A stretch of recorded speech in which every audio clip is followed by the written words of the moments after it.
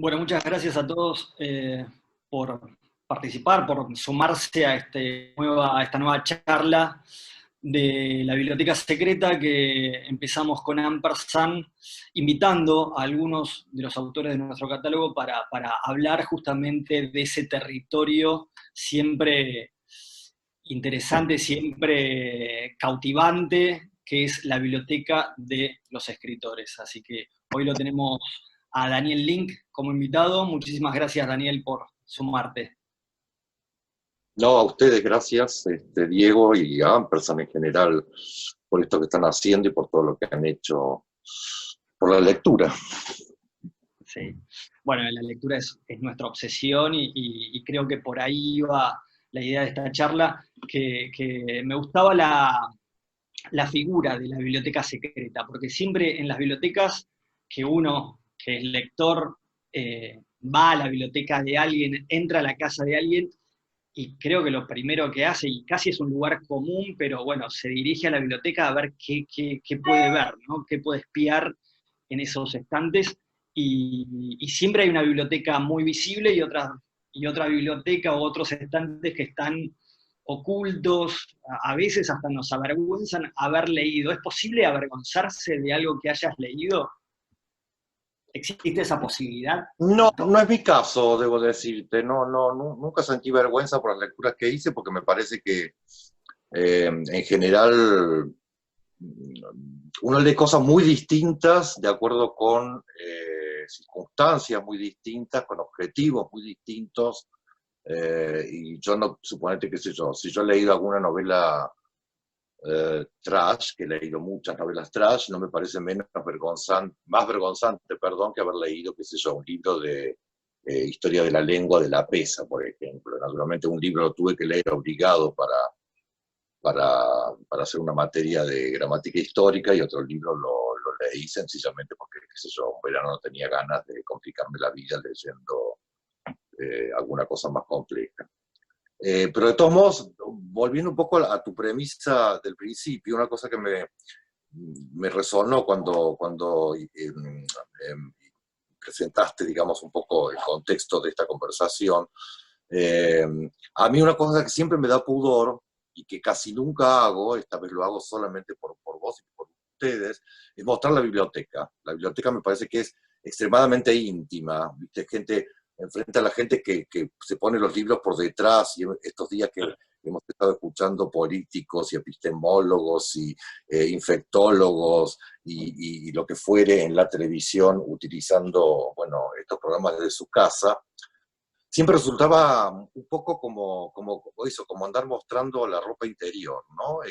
Mostrar los libros que se tienen, ya sea porque son muchos o porque son demasiado pocos, por las dos razones, pero sobre todo porque en algún punto, bueno, tiene que ver con eso, con una actividad que en definitiva, eh, a diferencia de, qué sé yo, de otras actividades, sigue siendo una actividad muy íntima, ¿no? Muy personal, en todo caso, que te define muy.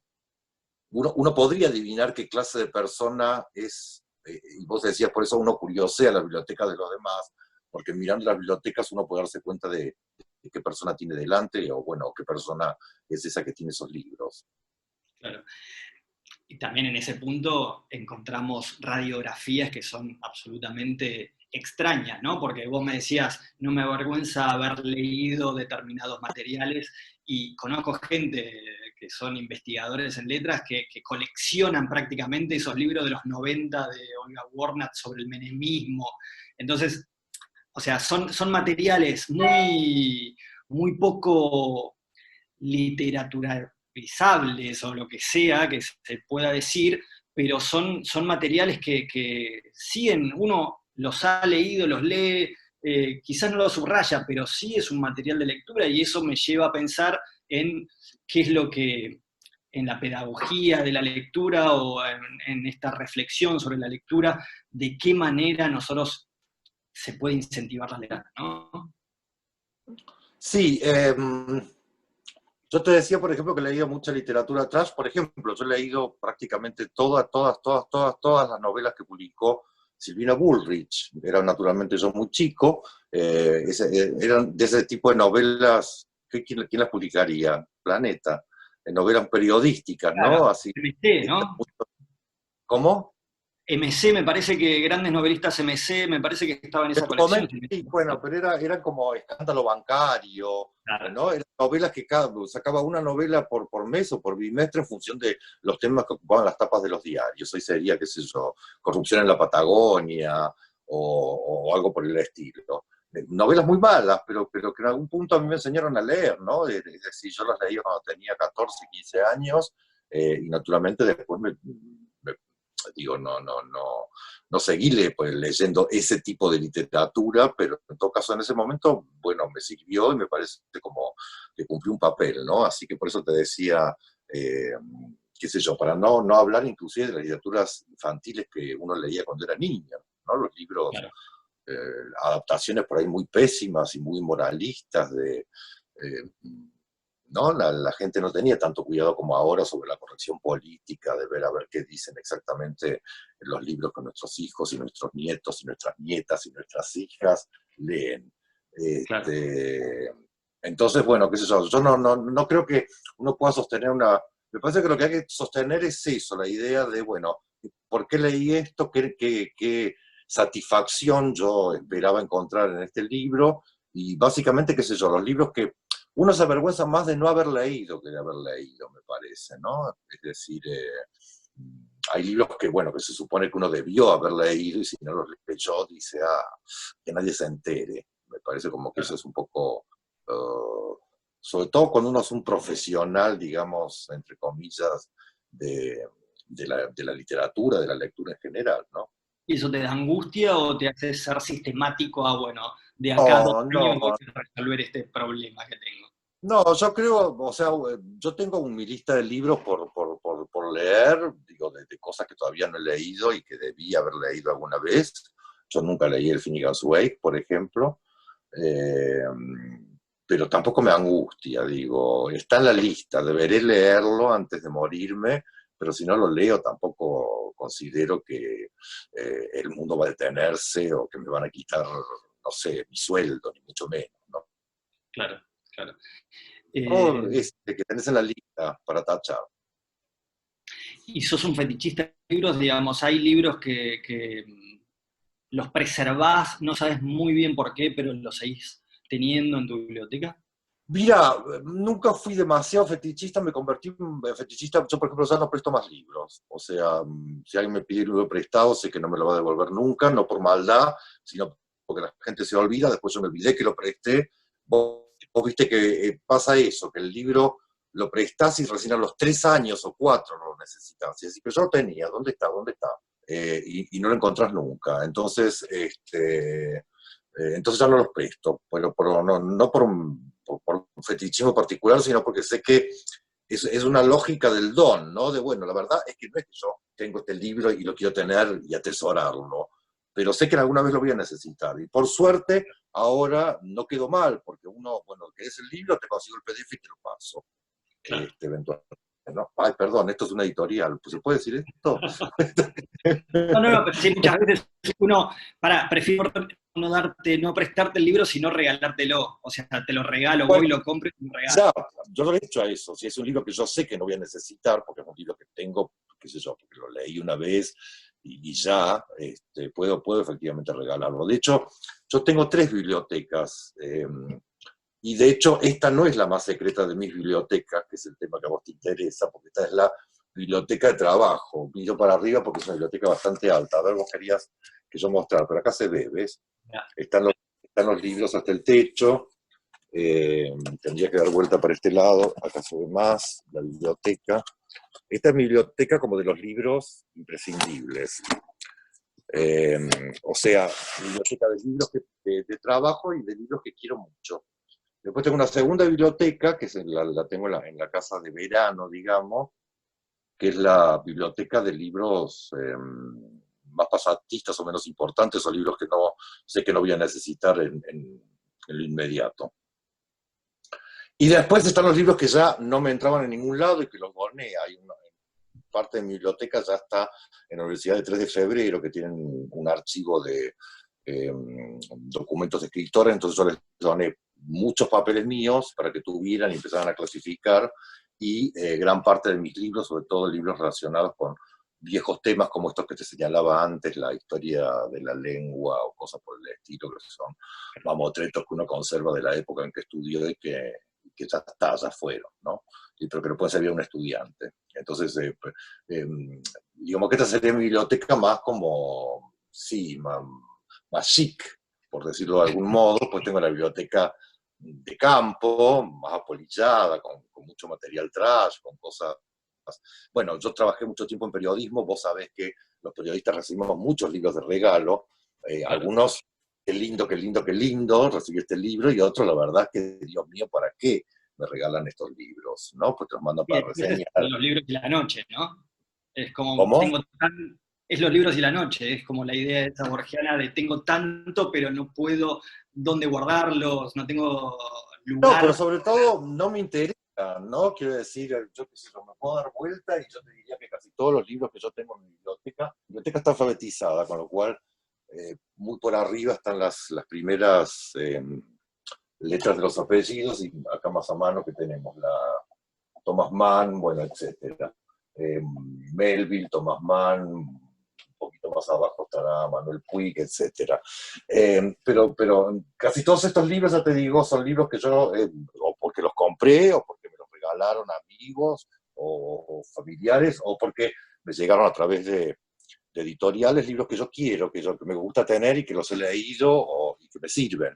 Mientras que muchas veces te regalan, qué sé yo, libros que la verdad es que no tienen que ver con mi registro de lectura, con mi interés o con mi capacidad de lectura, ¿no? También es cierto, qué sé yo recuerdo que cuando trabajaba en Ediciones de la Flor, por ejemplo, yo obviamente tenía acceso a todo el catálogo de Ediciones de la Flor, y tengo todo el catálogo de Ediciones de la Flor desparramado. Ahora bien, no todo el catálogo de Ediciones de la Flor me interesa, me interesaba en su momento ni me interesa ahora, con lo cual, ya te digo, uno empieza como a darse cuenta que tiene más libros de los que debería, ¿no? Un poco por fetichismo, pero también otro poco por dejadez, porque acomodar una biblioteca siempre es complicado, ¿no? Es decir, si yo tengo que ponerme a depurar los libros de, qué sé yo, de la A, por ejemplo, Adorno, la teoría estética de Adorno. Yo sé que no voy a leer más la teoría estética de Adorno, sé que no me interesa la teoría estética de Adorno, la estudié en su momento, la he dado, ya no quiero tenerla, la tengo allá arriba, podría sacar todo Adorno y llevarlo a otra parte. Pero me tengo que subir una escalera, sacarlo, reacomodar todos los libros, porque me va a quedar sin un hueco, bla, bla, bla, bla, ¿no? Pero Entonces uno, posiblemente necesite citar a Adorno en algo y para poder. Lo tenés en qué sé yo, citar. la verdad que no creo que necesite. Yo creo que hace, te diría, 10 años que no miro una página de Adorno. Claro. Y Hay algo sigo muy diciendo, qué interesante. pesado, ¿no? No es el tipo de acercamiento ni a la cultura ni a la literatura que yo podría sostener hoy por hoy. Entonces, qué sé yo. Claro. Julián Ríos, no sé si ubicás a ese escritor español que escribió unos libros terriblemente complejos y que yo los ¿Cuál tenía, me, ¿no? Porque los publicaba Ediciones La Flor. Pandemonium, libros muy miméticos de los grandes monumentos de la literatura del siglo XX. Son libros que, bueno, que ya no tienen ningún interés por eso, porque son libros muy miméticos, entonces no tiene mucho sentido conservarlos. Así que esos están ya en el archivo de la Universidad de 3 de Febrero. hay algo que siempre me interesó mucho de tu libro de la lectura una vida, que publicaste con nosotros con Ampersand, y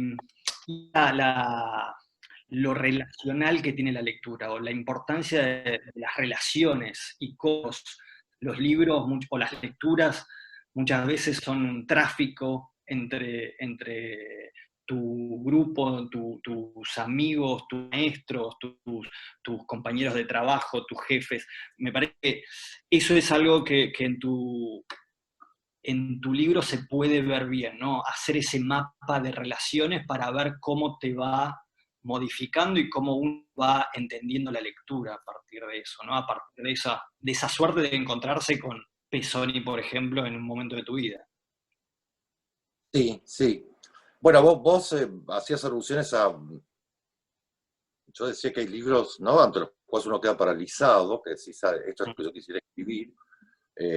Libros de cuyos autores querría ser amigo.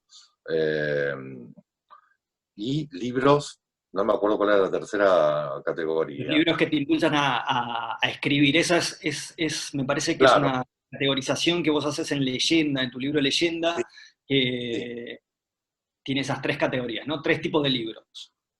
sí.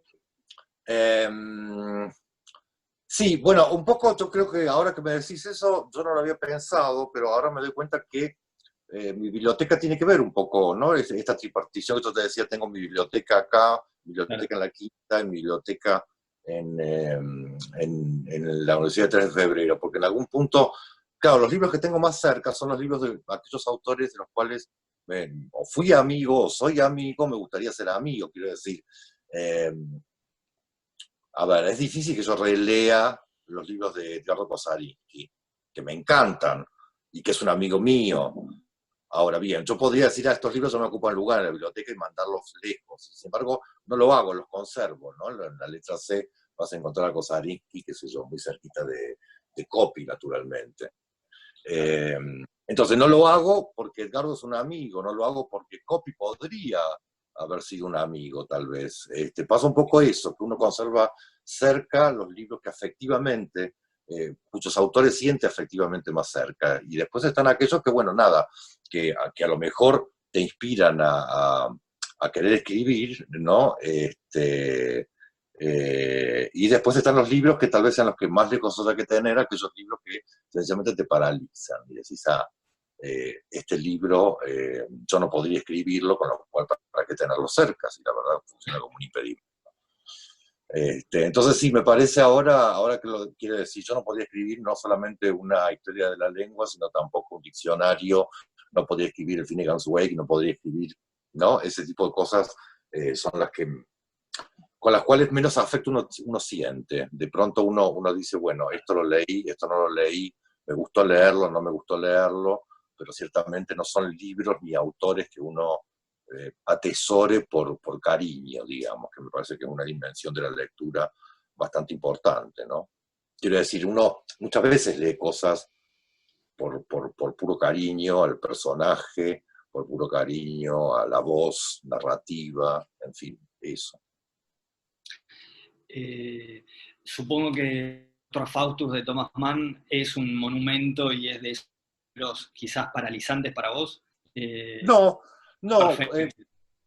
o sea, no es un libro que yo quisiera escribir, no, pero es un libro, lo tengo acá detrás, ¿no? La montaña mágica tal vez me resulte más encantador como libro.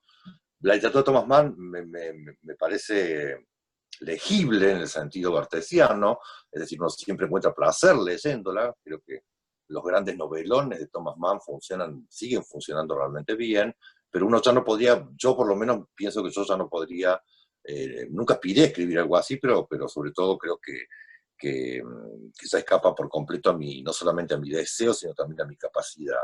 De todos modos, bueno, Doctor Fausto es una novela que mantengo cerca, y Thomas Mann es un autor que mantengo cerca.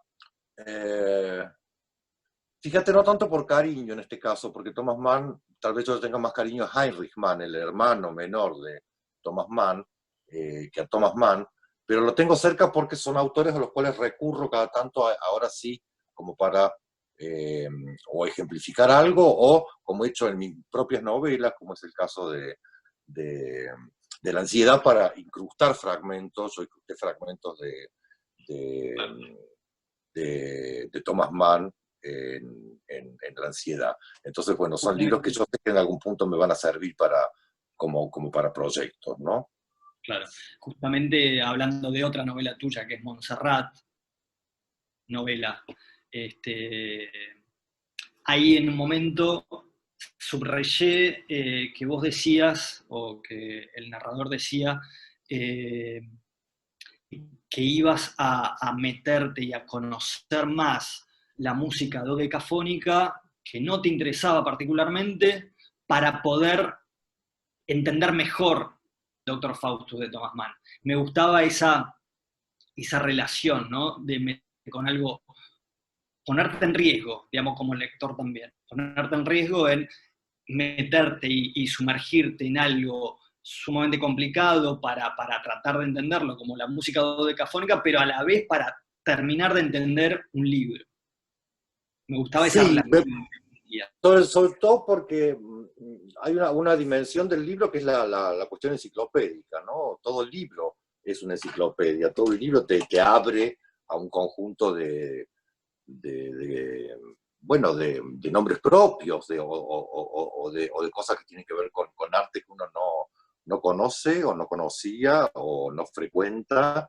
eh, y que en algún punto, si el libro te interesa, digo, no tanto porque te encante, porque te guste mucho, pero te interesa, bueno, yo quiero saber un poco cómo está funcionando este libro, te obliga no a ir hacia ese lugar, hacia esas músicas que uno no conoce, como en el caso de lo que estás señalando, o hacia, qué sé yo, eh, no sé, si uno ve, inclusive con películas, ¿no? Si uno ve Historia du Cinema de Godard, es un texto plagado de citas de poesía, por ejemplo. Entonces me parece que si uno va a ver una película como esa, va a leer una novela como esa, tiene que tener un cierto control de eso que se está citando para ver para dónde dispara, ¿no? Porque finalmente son como eso, como caminitos que disparan para distintos lados.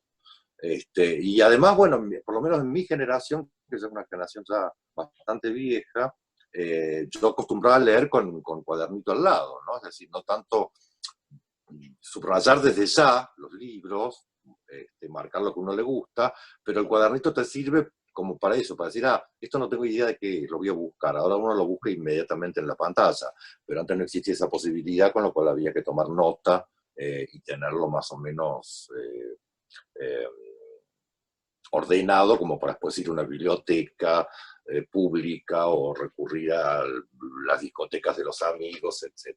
Claro.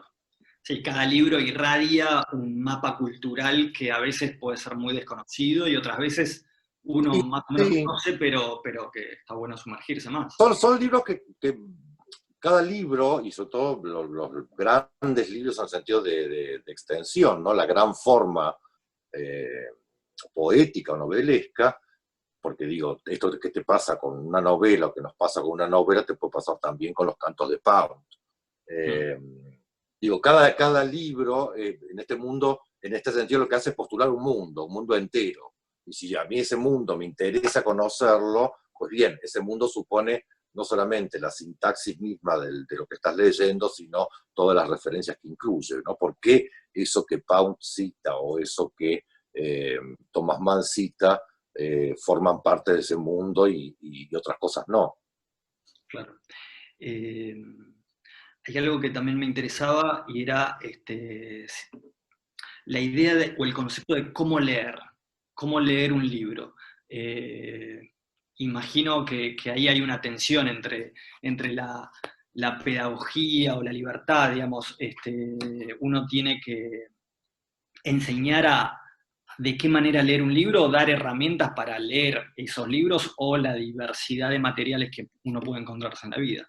Como vos, como profesor, como investigador en este punto de la literatura, ¿cómo lo tomás? Mira, a mí me parece eh, que habría, yo siempre, bueno, y de hecho está en la lectura de una vida, que hay tres modos como de pensar la lectura. Uno sería un modo como más escolar, más ligado a protocolos de legitimidad, qué cosa es legítimo leer en un libro y qué cosas no.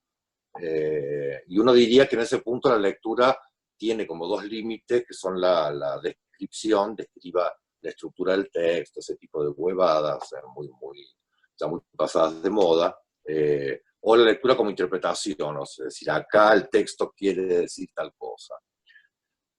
Y después hay una lectura mucho más salvaje, si quieres, y por lo tanto mucho menos controlable, que es la lectura como experiencia, donde yo con el texto hago lo que se me da la gana. Eso es una libertad, pero también un riesgo, porque lo que yo puedo hacer con el texto es matarlo directamente, ¿no? Pero bueno, es un riesgo que cada uno tiene que estar dispuesto a tomar. Y yo siempre cito como ejemplos de eso, qué sé yo, particularmente dos grandes lecturas de Flaubert. Una es la que hace Luis Guzmán El corazón de junio, que lee, ¿no?, el relato, un relato de Flaubert, el de Felicidad, un corazón simple, como una historia donde hay criminales y que el texto va dando señales de que hay criminales, pero es un relato completamente, digo, es una lectura completamente experimental, en el sentido que bueno, nada, Guzmán hace un texto con eso, Claro. y al mismo tiempo y en el mismo momento, Julian Barnes está haciendo lo mismo con El oro de Flaubert. Uno diría, hay dos lecturas bien experimentales, muy distintas, de las cuales ninguna uno podría decir una es más legítima que la otra, porque no se plantea ahí la cuestión de la legitimidad de qué cosa es posible leer en un texto, sino más bien todo lo contrario, ¿no? Leamos cualquier cosa, porque lo que se trata es de encontrar una línea de salida, digamos, ¿no?, para poder seguir adelante. En un caso uno diría, bueno, yo lo digo esto, cuando doy clases y digo, bueno, hagan lo que quieran con los textos. Ahora, si van a entregar una lectura para que sea calificada, bueno, ahí quiero decir, o hacen una lectura más o menos protocolarizada, de tal modo que yo no te puedo decir, mira, te fuiste al cuerno y te pongo un 2, o si quieren hacer una lectura completamente salvaje, háganla, pero ténganse las consecuencias. Esto te puede salir bien o te puede salir mal, digo, ¿no? Entonces me parece, en ciertos contextos, bueno, hay que ser precavido, quiero decir, uno usa cierto lenguaje, uno se maneja de tal modo, uno va a una fiesta, quiero decir, y se pone cierta ropa, no va en calzoncillos, ¿no? Y esto sería un poco lo mismo. En la intimidad de la lectura, en el dominio más personal, uno, bueno, puede hacer lo que se le dé la gana, y ciertamente no solamente está bien, sino que es deseable que así sea. Claro.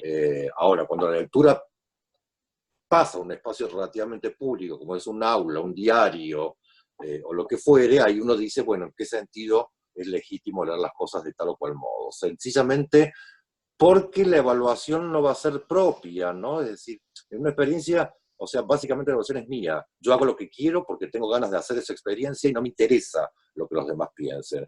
Mientras que en el otro caso, si yo estoy dando a conocer una cosa que yo he leído, espero la aprobación del otro. Entonces, si espero la aprobación del otro, tengo que tratar de seducirlo, ¿no?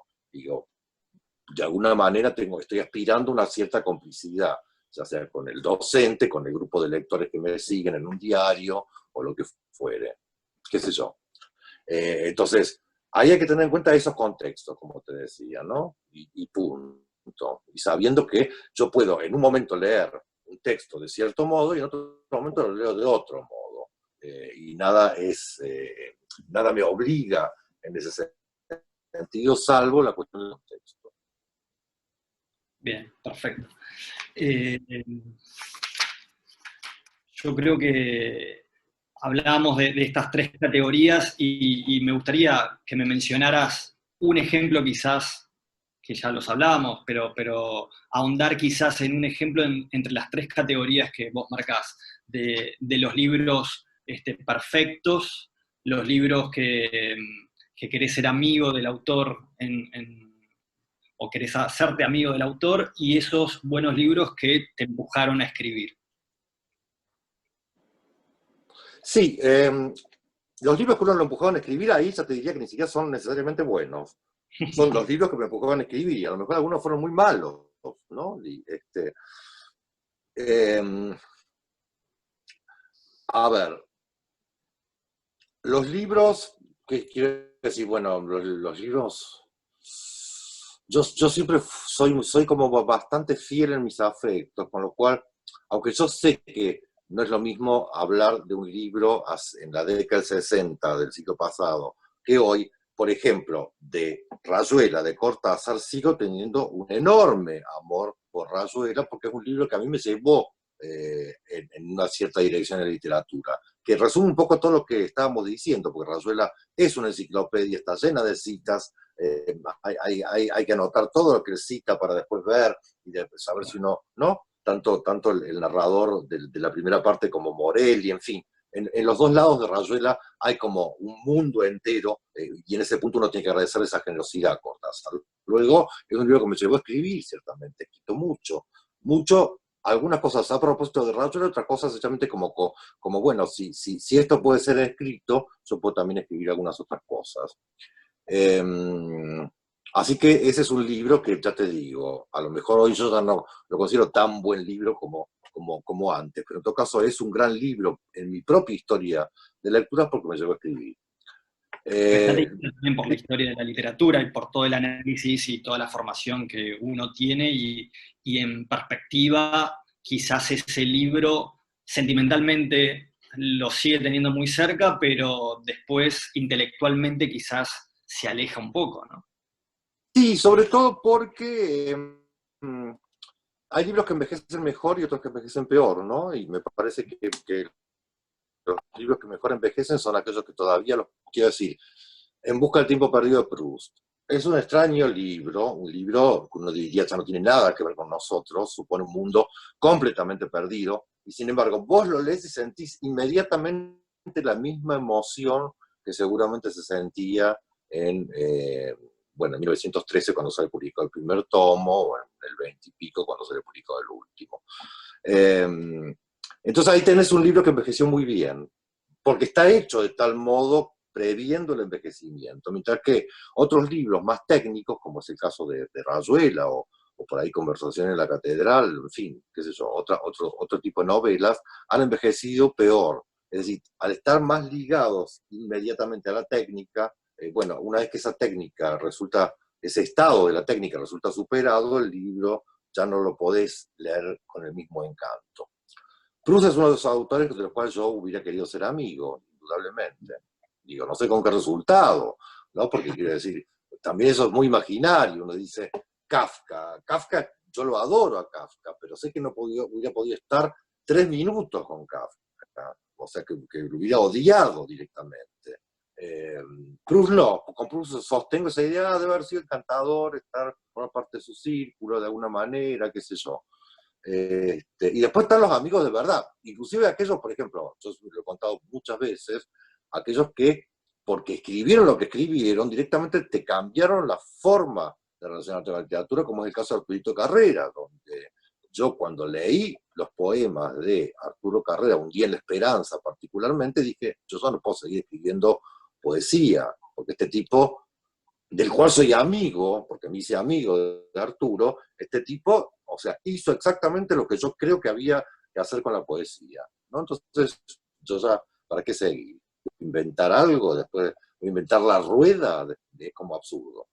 Este, así que ahí tenés, ¿no? Ejemplos de amigos que hubiera querido tener, Proust, amigos que tuve y cuyos libros hubiera querido escribir, Arturo Carrera, o libros que me llevaron a escribir, ¿no? El caso de Rayuela, de Cortázar, nunca se me ocurre haber querido ser amigo, seguramente era insoportable, siempre me lo pareció, en fin, nada. Pero sus libros tienen importancia, ¿no? Sus cuentos, pero también Rayuela, en fin, las novelas. Así que ahí tenés, qué sé yo, Lolita de Nabokov. Es un libro extraordinario, es un libro que en algún sentido es inescribible, ¿no? Es un libro intolerable hoy día.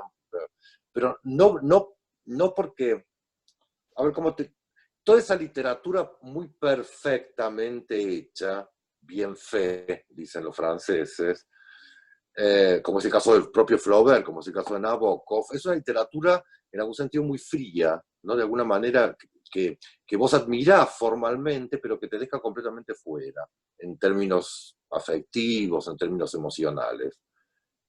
Y esa es una literatura que por lo tanto a mí no me entusiasma tanto, ¿no? Y es más, muchas veces éticamente es un tipo de literatura que yo censuro por la crueldad que implica en relación con la manipulación de la conciencia de los personajes. Y esto lo ves claramente en Lolita, que es una novela del asesinato, donde mueren todos, no queda un solo personaje vivo, o en el caso de Flaubert, ¿no? Paradigmáticamente como mata a Emma Bovary.